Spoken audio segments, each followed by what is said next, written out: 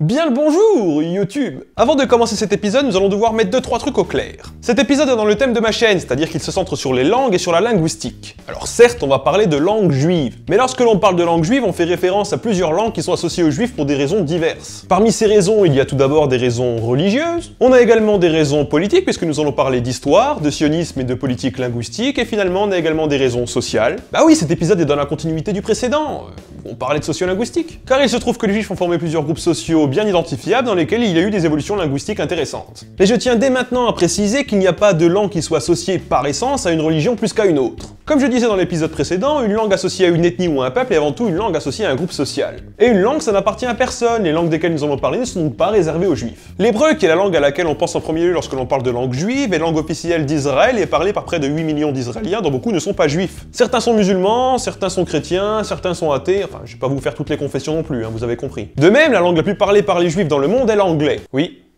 l'anglais. Tout simplement parce que beaucoup de juifs aujourd'hui habitent dans des pays anglophones. La deuxième langue la plus parlée par les juifs, c'est l'hébreu. Certes. Mais selon vous, la troisième langue la plus parlée par les juifs, c'est laquelle? L'arabe? Le français? L'allemand? Le polonais? Alors non, c'est le russe. Beaucoup de juifs sont issus de l'ex-URSS et beaucoup ont gardé le russe comme langue usuelle. D'ailleurs, pour situer un peu, selon les statistiques officielles de l'État d'Israël de l'année 2011, il y avait 15% d'Israéliens qui avaient comme langue maternelle le russe. Voilà, c'est dit.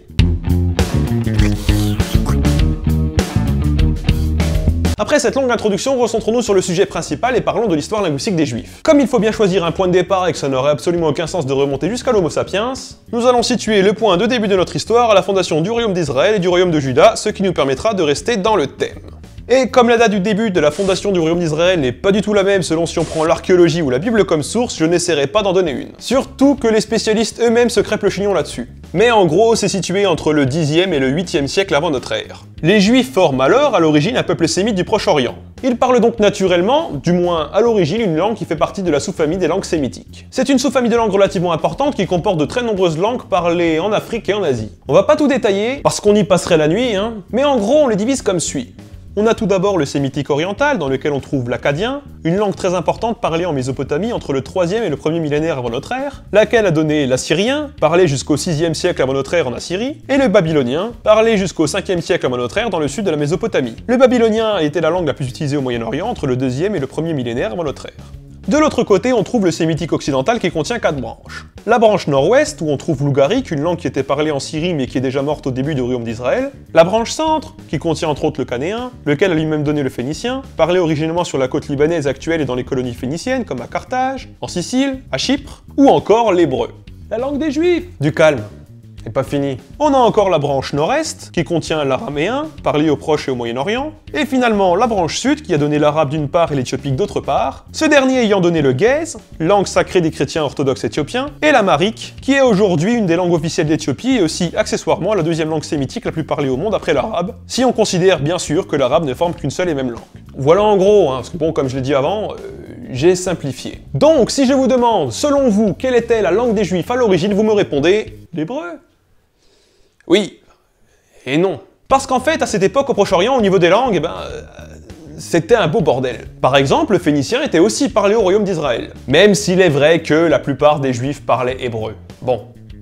Ça en tout cas c'est vrai jusqu'au 7e siècle avant notre ère. À cette époque, le royaume d'Israël est conquis par la Syrie, et l'araméen, la langue la plus parlée au Moyen-Orient à cette période, s'impose chez les Juifs. L'usage de l'hébreu chute fortement à partir du 6e siècle avant notre ère lorsque les Babyloniens rasent Jérusalem et détruisent le premier temple sous le règne de Nabuchodonosor II, lequel fait déporter l'élite politique, économique et religieuse juive vers plusieurs régions de l'Empire babylonien. En 538 avant notre ère, l'empereur perse Cyrus II libère finalement les Juifs déportés et les renvoie en Judée pour reconstruire le temple de Jérusalem. Mais beaucoup décident de rester à Babylone, premier centre culturel juif en dehors de Judée. À partir du 5e siècle avant notre ère, l'araméen devient donc la langue parlée par les Juifs. Alors certes, l'hébreu ne meurt pas vraiment, mais c'est par l'élite qu'il sera utilisé. Et son rôle sera surtout liturgique, c'est-à-dire qu'il servira surtout de langue de religion. Un rôle que prendra aussi l'araméen, puisque de nombreux textes religieux seront écrits dans cette langue. Par exemple, le Talmud de Babylone et le Talmud de Jérusalem, qui sont deux textes fondamentaux du judaïsme, seront écrits en araméen, à l'instar de nombreux autres textes apocryphes. Leur araméen est certes parfaitement intercompréhensible avec l'araméen courant, mais il est teinté de quelques emprunts hébreux, et il possède quelques structures différentes que les Juifs ont empruntées à leur ancienne langue. Cet araméen teinté d'hébreu, on l'appelle le judéo-araméen. La situation linguistique finalement change guère avant moins 331, date à laquelle Alexandre le Grand vient conquérir le Moyen-Orient. En effet, à partir de ce moment, dans les villes conquises, l'élite de langue araméenne laisse sa place à une élite de langue grecque, comme dans l'une des plus grandes villes de l'époque, Babylone. L'empire séleucide, l'un des empires successeurs d'Alexandre le Grand, continue la politique d'hellénisation du territoire. Helléniser, ça veut dire rendre grec. Tu parles grec, tu écris grec, tu penses grec. Car comme tout le monde le sait à l'époque, les Grecs étaient très ouverts sur le monde barbare. Et de nombreux juifs se mettent donc à parler grec, même si la plupart continuent d'utiliser le judéo-araméen au quotidien. D'ailleurs, la révolte des Maccabées, qui conduit à l'indépendance de la Judée en 164 avant notre ère, est un conflit qui comporte plusieurs causes. Et l'une d'elles est la lutte entre les juifs hellénisés, qui sont favorables à la transformation de Jérusalem en cité grecque et au métissage culturel, et aux juifs plus traditionalistes qui y sont opposés. Ces juifs hellénisés, on les appelle les romagnotes. Les romagnotes existent encore aujourd'hui, majoritairement en Israël, en Grèce, aux États-Unis. Et ils parlent une langue qui s'appelle le yévani, qui est un dialecte grec hybridé avec de l'hébreu. Voilà, c'était la petite parenthèse. Bref. L'indépendance ne dure pas très longtemps puisque la Judée devient romaine en 37 avant notre ère.